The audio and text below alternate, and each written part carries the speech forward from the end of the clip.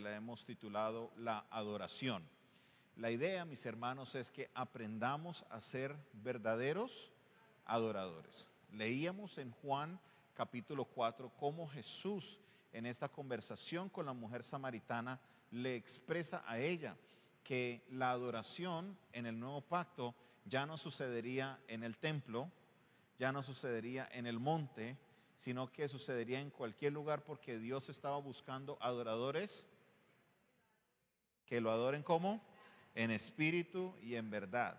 El Padre tales adoradores busca que le adoren. Si algo nosotros como creyentes debemos saber hacer es adorar. Establecíamos hace una semana que adorar no es cantar, que adorar no es escuchar una canción.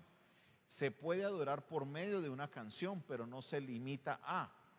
Puede ser algo, la música que te dispone a estar en una posición de adoración o con una disposición de adoración, pero la adoración va mucho más allá de una canción.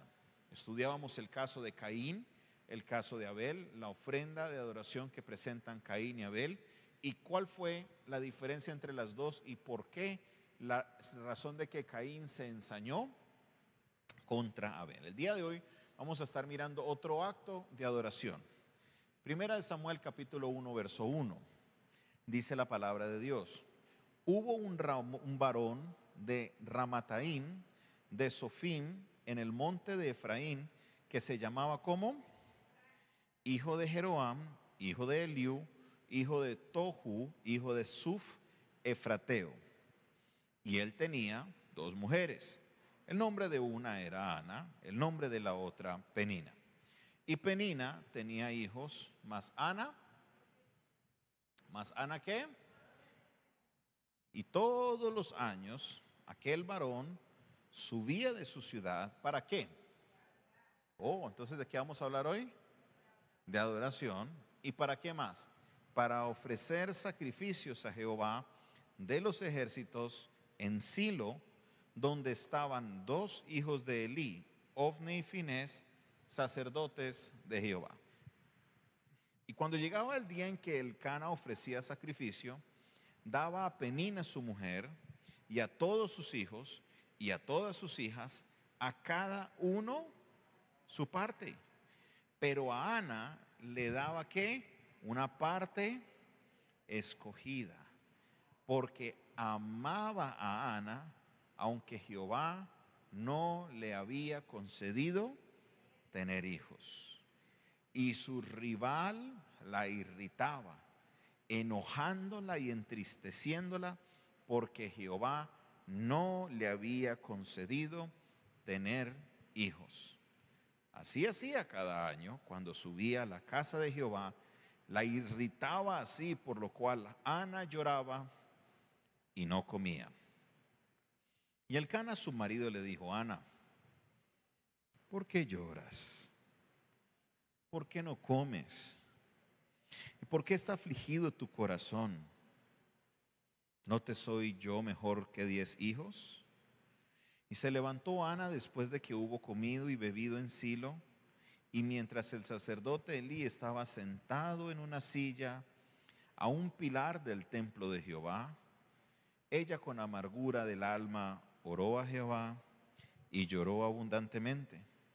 E hizo voto diciendo: Jehová de los ejércitos, si te dignares mirar a la aflicción de tu sierva, y te acordares de mí, y no te olvidares de tu sierva, sino que dieres a tu sierva un hijo varón, yo lo dedicaré a Jehová todos los días de su vida, y no pasará navaja sobre su cabeza. Amén. ¿Qué escena tan interesante esta? ¿Qué escena tan interesante? Es muy interesante por muchos factores. El primero de ellos es que vemos a un hombre justo, un hombre correcto. Elcana es un varón del cual el texto no da ningún reproche. Al contrario, muestra el amor que él tenía por Ana. Es más, nos da un ejemplo de adoración. no a Dios, sino a un ser humano, porque a la hora de sacar la parte de la ofrenda de su esposa, dice que le daba ¿qué clase de porción?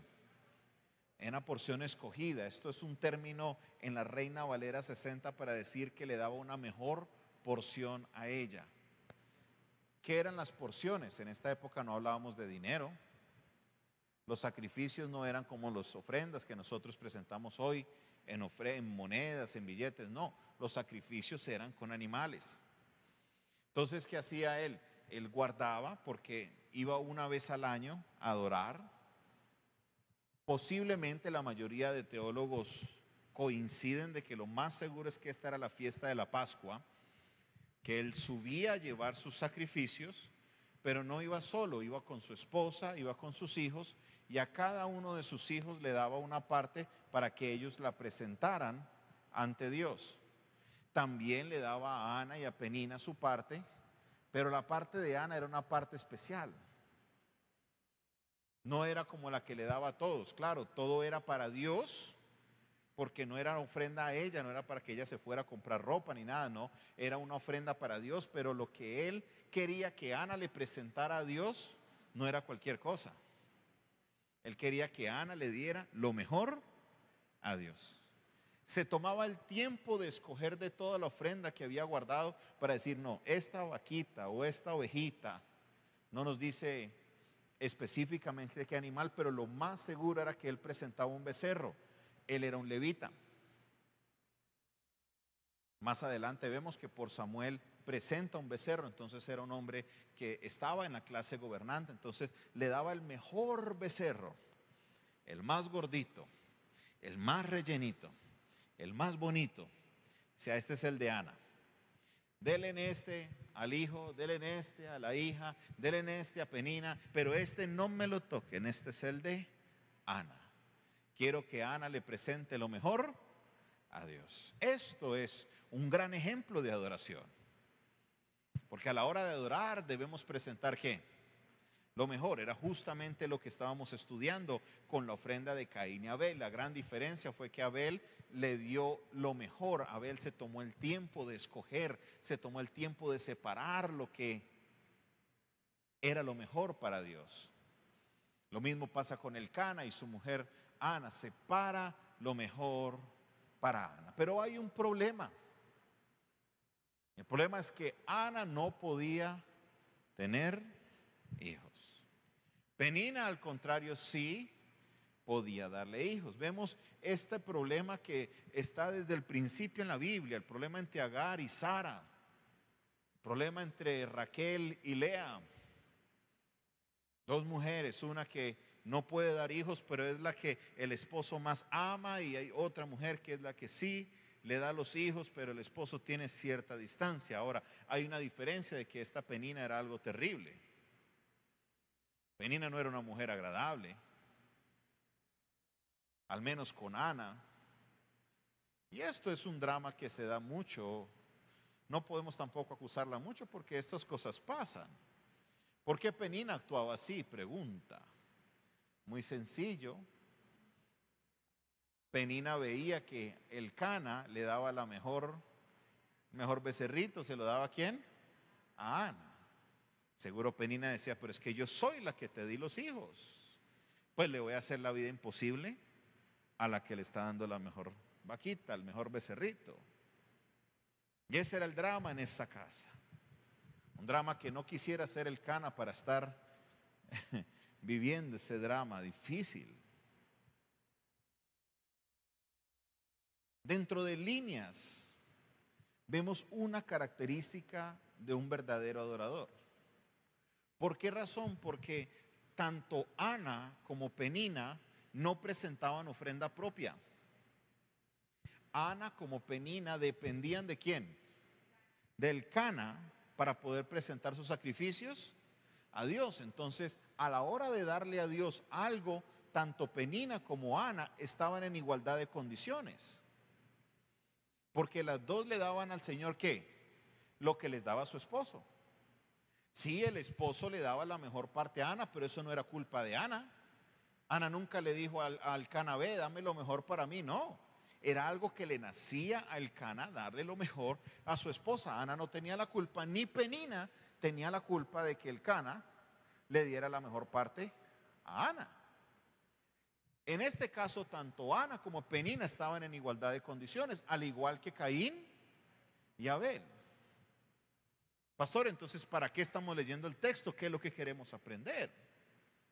Y es algo que es clave en la vida del adorador. A veces nos metemos en la cabeza que la vida del adorador es solamente una vida de presentar una ofrenda y ya, de darle algo a Dios y ya. Y resulta que la vida del adorador no solamente se da al momento de yo presentar la ofrenda. La vida del adorador se ve más en lo que sucede antes y después de yo presentar mi ofrenda. Podíamos nosotros ver en el comportamiento del texto quién era una verdadera adoradora. A pesar de que ellas dos daban ofrenda, a pesar de que ellas dos cumplían con lo que le habían prometido al Señor, a pesar de que ellas dos estaban en igualdad de condiciones, había una diferencia.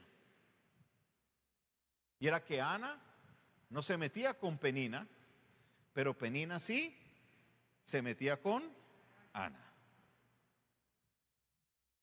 Podemos nosotros presentar la mejor ofrenda a Dios. Podemos apartar lo mejor de nuestra ofrenda para dársela a Dios como un símbolo de adoración. Pero si tu vida externa no refleja esa adoración ante Dios, de nada te sirve el sacrificio que hagas. Vuelvo y le repito, puede que usted presente la mejor ofrenda a Dios, la mayor sacrificial, lo mejor de lo que usted reciba, pero si su vida fuera de la iglesia o fuera del templo no refleja lo que es un verdadero adorador, de nada te sirvió la ofrenda. Porque la verdadera vida del adorador se da es fuera del templo. Claro que sí, un adorador que ama a Dios anhela darle algo a Dios. No quiere presentarse ante Dios con manos vacías. Una cosa va con la otra, pero ¿sabe qué? La otra no va con la una. El presentar algo a Dios, por más grande y sacrificial que sea, no refleja realmente si soy un verdadero adorador. Y Dios permite que estas situaciones pasen para que salga a relucir el carácter del adorador. Sí, usted puede levantarse y arrodillarse a orar 3, 4, 5 horas todos los días. Usted puede leerse la Biblia de tapa a tapa, derecho al revés, al derecho al revecho, en arameo, en hebreo, en griego, en el idioma que sea. Pero si su vida fuera de la iglesia, en su familia, en su trabajo, con sus amistades, no refleja de que usted es un adorador, de nada te sirve. Y es aquí donde nosotros tenemos que aprender que la verdadera adoración tiene que ir más allá de una ofrenda, más allá del dar algo, porque Dios no quiere nuestras finanzas, Dios quiere nuestra vida. Vuelvo y le repito, Dios no quiere nuestras finanzas, Dios quiere es nuestra vida. A veces vivimos una vida cristiana pensando que lo único que Dios quiere es plata. Y si usted habla con la gente del mundo, ¿qué dicen de los cristianos? ¿Qué dicen de las iglesias? ¿Allá solo piden qué? Resulta que no, Dios pide es todo, la vida, el trabajo, la familia, Dios lo quiere todo. ¿Por qué razón? Porque Dios lo dio todo. Dios no está exigiendo algo que Él no fue capaz de poner. Él puso a su propio Hijo en la cruz del Calvario. Jesús, siendo Dios, siendo forma de Dios, se hizo hombre y habitó entre nosotros. Juan capítulo 1, verso 14, y vimos su gloria como el unigénito Hijo del Padre. Y dio su vida voluntariamente como un cordero. Fue llevado al matadero. Mas el herido fue por nuestras rebeliones, molido por nuestros pecados. El castigo de nuestra paz fue sobre él, y por sus llagas hemos sido nosotros curados. ¿Hay alguien que esté dispuesto a hacer esto por otro? ¿A ser molido? Solo mire esa expresión, molido. ¿Qué es ser molido? ¿Pasar por qué? Por el molino. Es una redundancia entre comillas, pero vale la pena llevarlos a ese punto. Imagínese usted cuando acostumbrábamos a hacer las arepas a la manera antigua. No a la hora de ir a comprar al supermercado, no, es a la hora de cocinar el maíz y transformar ese grano en masa. Tiene que ser triturado, tiene que ser machacado. Cristo fue molido. Por eso Dios demanda mucho más que una ofrenda de nosotros. Ojalá fuera así de fácil. Y como cristianos limitamos nuestra adoración a eso. Limitamos nuestra adoración al dar, ya sea mi servicio, ya sea mi talento, ya sea mis finanzas. Pero Dios quiere algo que va más allá de eso. Dios quiere tu vida. Dios lo quiere todo. Y en este momento tenemos que hacernos una pregunta nosotros, y es: ¿cómo mi vida fuera de la iglesia refleja mi adoración a Dios? ¿Cómo mi vida fuera de la iglesia refleja mi adoración a Dios? Y quiero decirle que estamos en problemas. Estamos en problemas serios porque la razón número uno que dicen las personas no cristianas para convertirse en cristianos, ¿sabe cuál es? Para ser un cristiano como ese, mejor me quedo como estoy. Eso es un reflejo de la calidad de adoración que en general le estamos dando a Dios.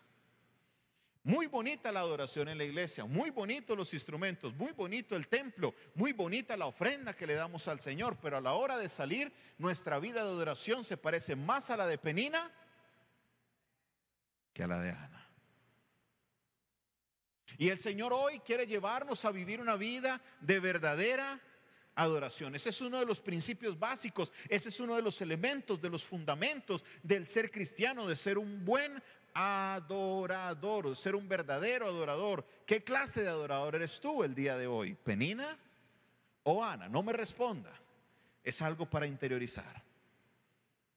Cuando el mundo nos ve a nosotros, esta era la típica pelea de hogar. ¿Ha pasado usted por una casa donde se están gritando todos? ¿Ha pasado usted por un apartamento? ¿Cuántos viven en apartamentos? Desafortunadamente en el apartamento se escucha. Cuando usted pelea, cuando usted grita, cuando usted habla duro, todo se escucha, todos los vecinos están pendientes. Y de ahí nos daremos cuenta si estás del lado de Penina o si estás del lado de Ana. Penina era la que atormentaba. Penina era la que le echaba en cara a Ana que ella no le había dado hijos a Elcana. Ella era la que tenía los hijos, que ella era la que le había dado los hijos. ¿Con qué derecho Ana tenía la mejor parte? Terrible esta situación. ¿Qué clase de adoración era esa?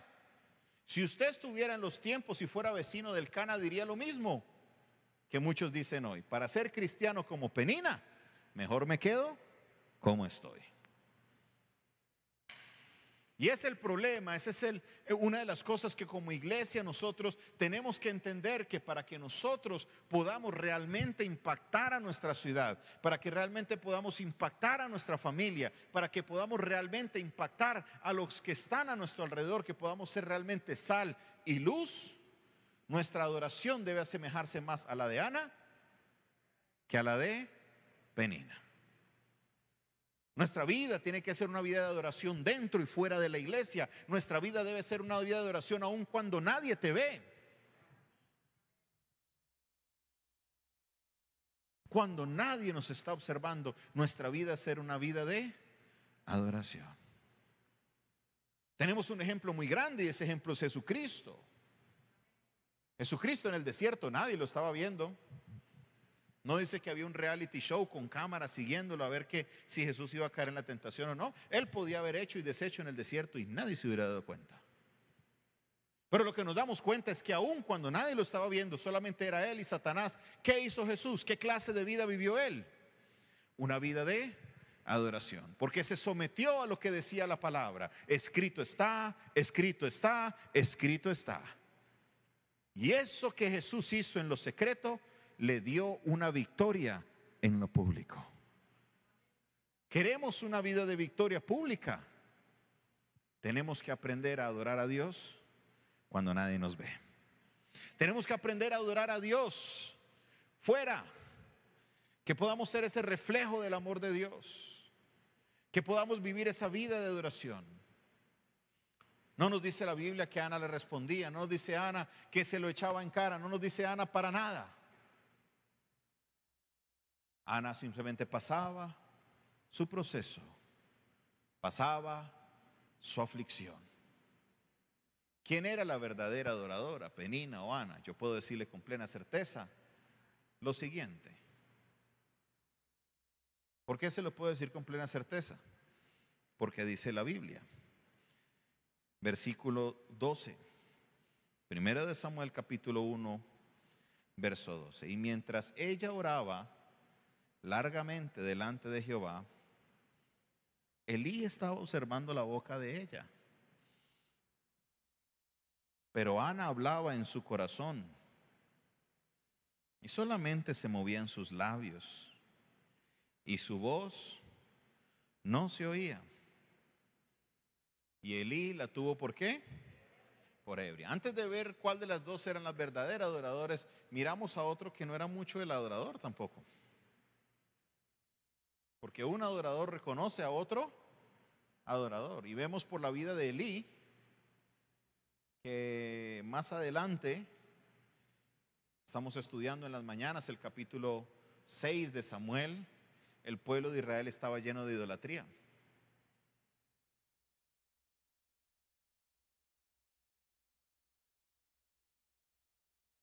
Samuel escuchaba la voz de Dios. ¿Y qué nos dice de Elí?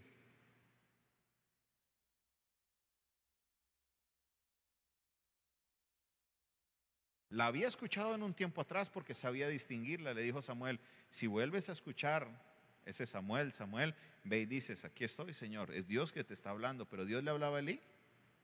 No. Dios tuvo que mandarle el mensaje por otra persona de lo que le pasaría a él y lo que le pasaría a sus hijos.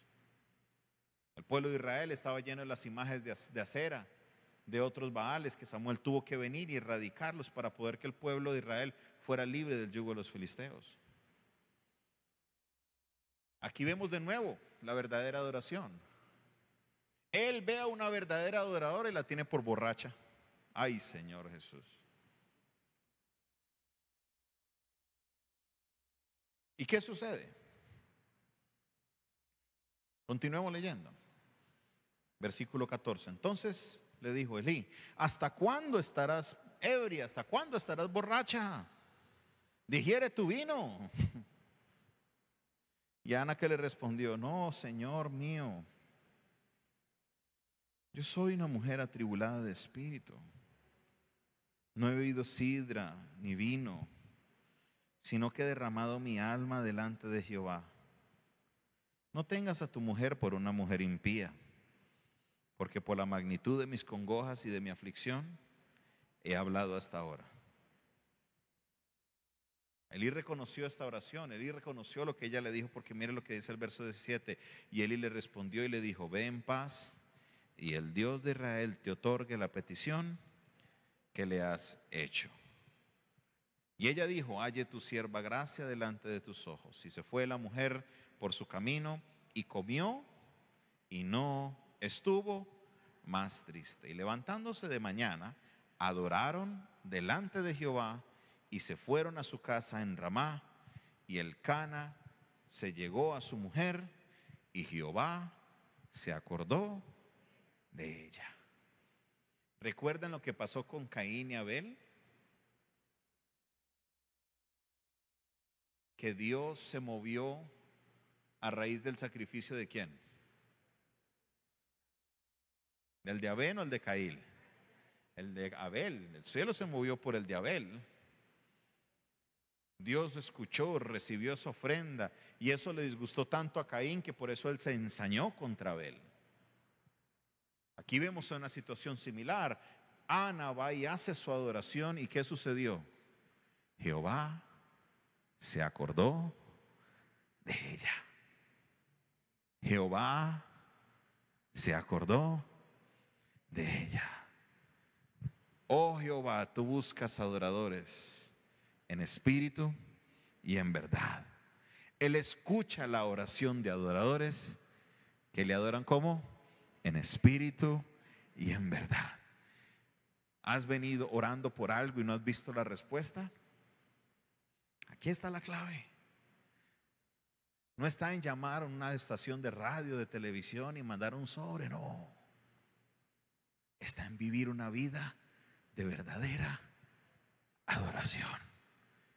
Y en el momento en que llegue ese mover del cielo, vendrá la respuesta de Dios para tu vida.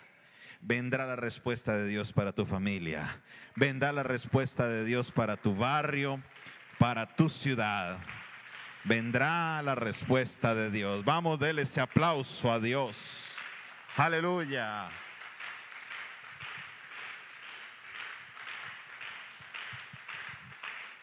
Ese es el resultado de una verdadera adoración.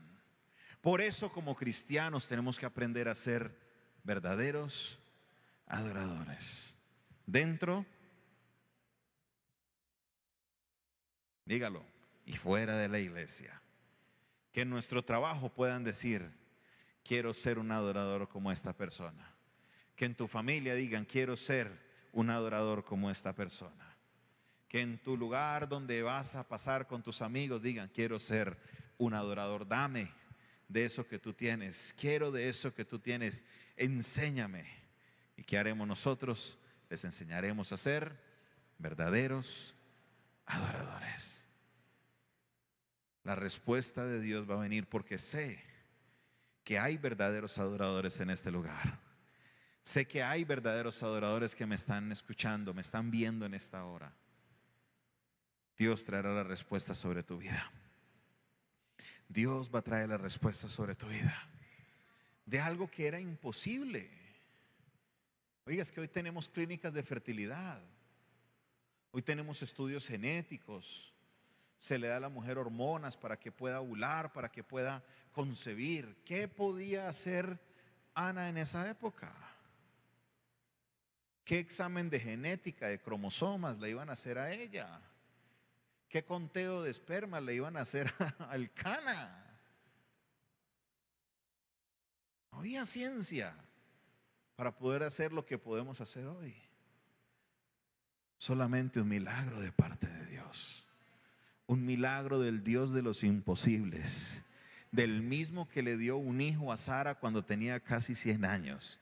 Del mismo que le dio un hijo a Raquel llamado José. Del mismo que le volvió a dar otro hijo llamado Benjamín.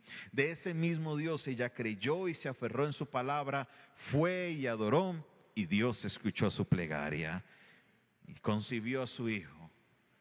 Y podemos ver que era una mujer de verdadera adoración. ¿Sabe por qué? Porque al ver la respuesta de Dios, no dijo: uy, bueno, gracias Dios por la respuesta, suerte es que te digo. Le prometió un hijo, su único hijo, su primer hijo. ¿Y qué hizo ella? Antes de que usted me responda, quiero que usted sepa algo. Si usted lee el libro de Levítico, dice claramente que si usted le prometió a Dios un voto, un pacto, usted podía redimir ese pacto con otra cosa. Ana podía ya haber llegado al templo y decir: Elí, yo le prometí a Dios a mi hijo, pero quiero redimir esa promesa.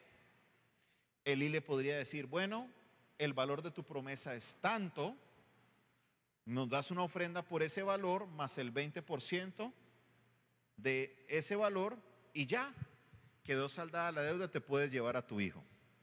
¿Qué mamá no haría eso por quedarse con su primero y único hijo milagro?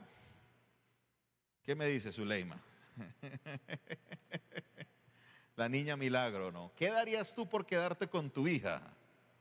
Lo que fuera. Pero ¿qué hizo la verdadera adoradora Ana? Se lo prometió a Dios y allá fue y se lo llevó. Me imagino el dolor en el corazón de Ana, que no es fácil de una mamá se puede separar de un hijo. No, En el tiempo de hoy que podía llamarse por WhatsApp, videollamada, hola hijo, ¿cómo estás? ¡Qué alegría! Ni por señales de humo se podían comunicar. Ana solo veía a su hijo una vez al año, cada vez que subía, y nos dice el texto que le llevaba la batica que tenía que tener como parte del sacerdocio, le llevaba la ropita una vez al año, no volvió a ver a su hijo. Es más, después del capítulo 2 no volvemos a saber de Ana. Pero la palabra de Dios nos da una introducción, nos da una vista en estos años de Ana, una mujer de fe, una mujer adoradora, que pudiendo haber rescatado a su hijo, era la palabra, no redimirlo, sino rescatarlo, pagar un rescate por el voto que ella hizo, decidió cumplirle a Dios, porque era una mujer de adoración. Lo dio todo. No tenía más hijos todavía, solo tenía ese único. Una vida de adoración. Y sucede lo mismo que sucedió como con Abraham, que Dios lo bendijo porque no escatimó a su propio hijo, a su único. Ana tuvo un corazón de adoración como el que Dios tuvo, porque Romano nos dice lo mismo de Dios: aquel que no escatimó ni a su único hijo, ¿cuánto más no nos dará todas estas cosas? Porque en Cristo somos más que vencedores. Ana hizo lo que hizo el Padre. Fue y llevó a su único hijo. ¿Y qué hizo Dios? Vaya conmigo al capítulo 2. Maravilloso lo que hizo Dios.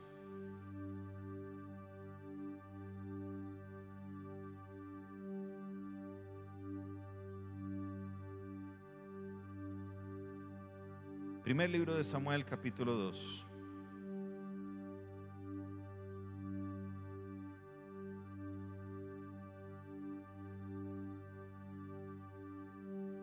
Versículo 21.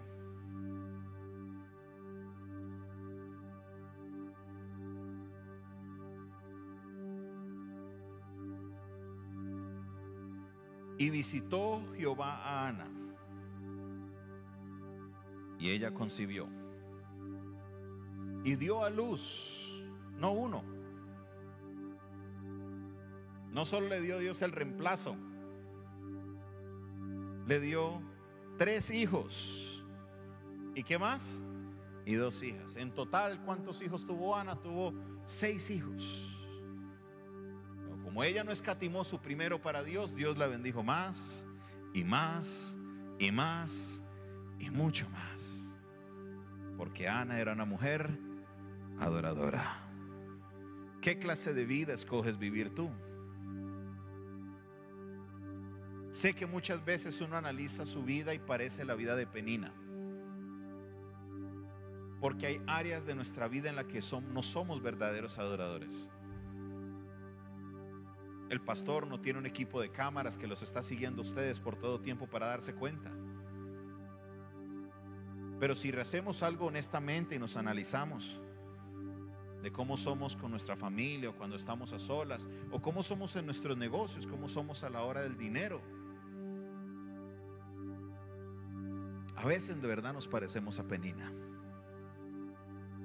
No, yo creo que la palabra de Dios hoy nos centra y nos lleva a vivir una verdadera vida de adoración.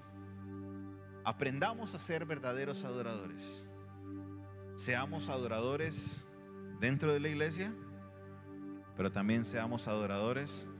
Es más, yo diría, seamos primero adoradores fuera de la iglesia, y eso se reflejará en lo que nosotros hagamos dentro de la iglesia. Presentémosle a Dios una verdadera adoración, no por los beneficios, pero quiero decirte, Dios te recompensará en tu vida de adoración. Dios traerá la respuesta sobre tu vida. Dios cumplirá sus promesas sobre ti, porque has decidido ser un adorador en espíritu y en verdad. Colócate sobre tus pies.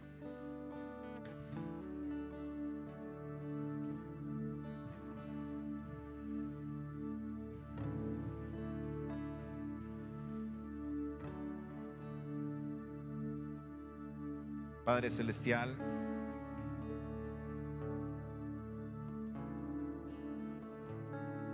hemos recibido tu palabra. Te pedimos perdón porque nuestras vidas en algunas áreas se asemejan a la vida de adoración de Penina. Iba al templo, presentaba su ofrenda,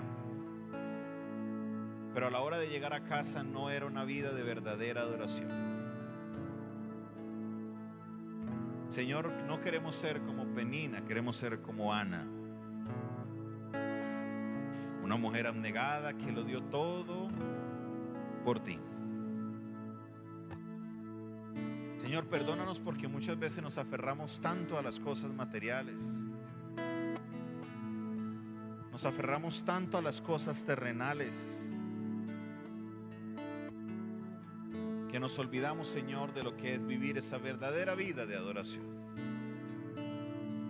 En este año de la coinstrucción, ayúdanos, Señor, a aprender a darte no solamente adoración, sino nuestra mejor adoración. Queremos ser verdaderos adoradores. Queremos ser verdaderos adoradores. Que no te adoremos en finanzas, que no te adoremos en cánticos, sino en espíritu y en verdad. Aquí estoy, Dios, dispuesto, Señor, a aprender a adorarte cada vez más y más con nuestra vida. Ayúdanos, oh Dios. Ayúdanos, oh Dios. Ayúdanos, Señor.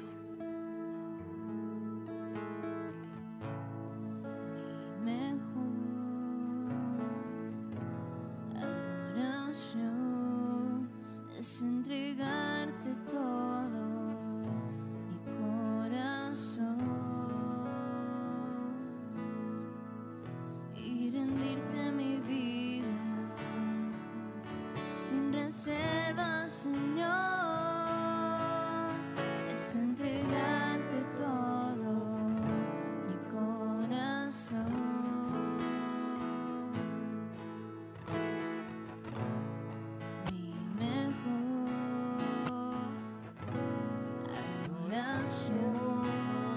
Es entregarte todo mi corazón. Levante su voz fuerte y dígalo. Y rendirte mi vida sin reservas, Señor. Es entregarte todo mi corazón.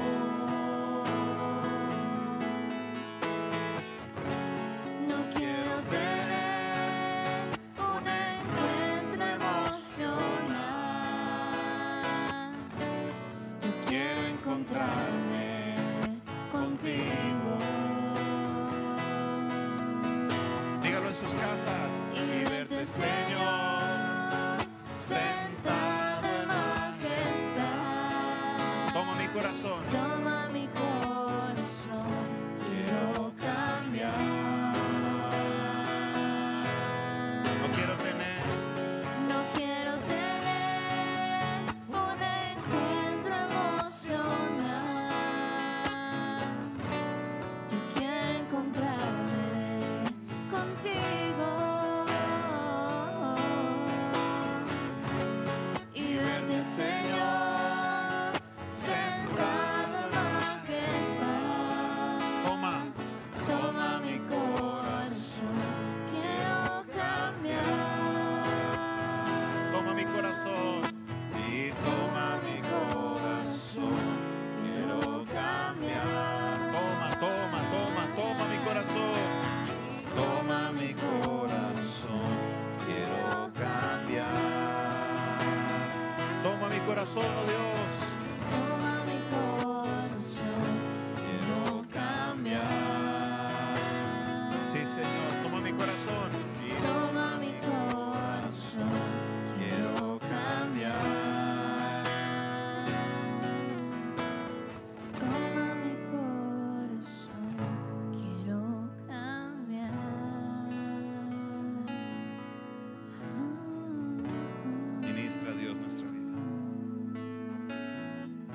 quebranta en nuestra vida todo aquello que impide darte una verdadera adoración, Señor.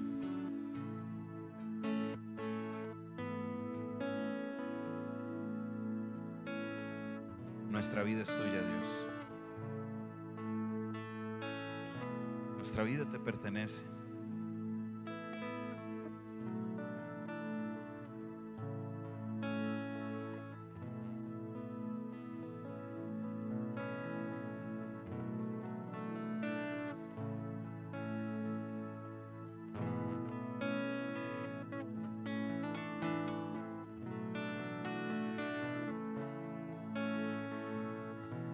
Alce su voz, alce su voz, alce su voz, alce su voz.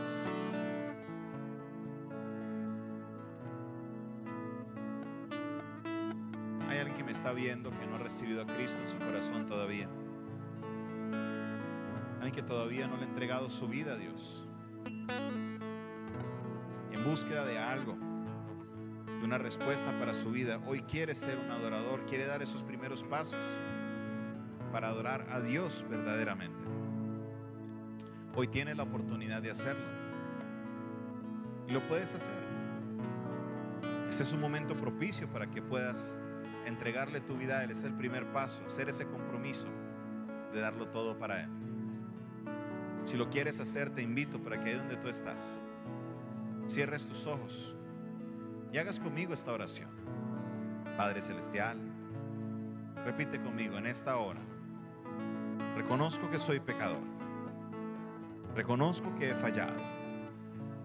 Reconozco que mi vida y mi condición, mis decisiones me separan de ti. Por eso hoy te pido perdón por todos mis pecados. Me arrepiento. Te entrego mi vida. Te entrego mi ser. Acepto a Jesucristo como mi Señor, como mi Salvador. Hoy doy mi vida en adoración a ti, mi Dios. Haz tu obra en mí, Señor.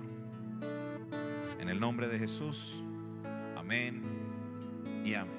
Si usted hizo esta oración y me está viendo, aquí en la parte de abajo aparece un número de teléfono. Quiero que me escriba. Ese es el número de teléfono directo mío, 316-617-7888. Escríbeme. Manda un mensaje, me colocas: pastor, acabo de hacer la oración, necesito ayuda. Estaremos guiándote en este camino de aprender a ser un verdadero adorador. Dios te bendiga, Dios te guarde. Despedimos a todos los hermanos que nos están viendo por internet. Por un aplauso bien fuerte a todos ellos, los bendecimos en esta hora.